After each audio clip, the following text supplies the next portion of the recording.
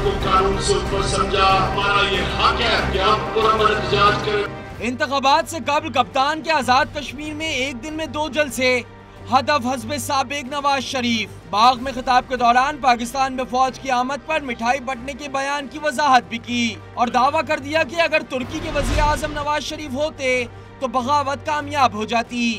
अगर अर्दोगान की जगह नवाज शरीफ होता तुर्की में तो वहाँ मिलिट्री कूप कामयाब हो जाता, लोग ना सड़कों पर निकलते। मुजफ्फराबाद में जलसे से खिताब में साबका बयानात को तरमीम के साथ दोहराया, यकीन जाहिर कर दिया कि तुर्की की तरह पाकिस्तान के अवाम भी जमहूरियत बचाने के लिए सड़कों पर निकलेंगे। नवाज शरीफ को 99 में बचाने के लिए लोग इसलिए नहीं आए कि इन्होंने अवाम के लिए कुछ किया ही नहीं। नवाज शरीफ इसलिए जब 99 में मुशर्रफ ने कू किया तो कोई आपको बचाने के लिए सड़कों पर ही निकला, क्योंकि आपने अवाम के लिए कुछ नहीं किया था।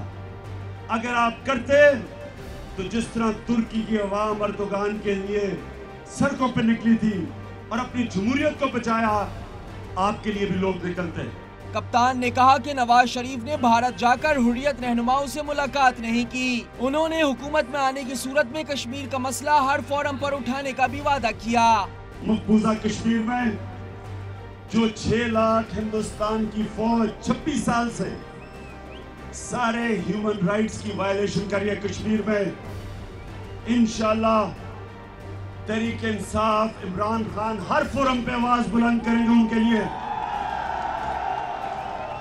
हम इसलिए करेंगे कि नवाज शरीफ तो नहीं करेगा क्योंकि उसके बिजनेस इंटरेस्ट है वहाँ।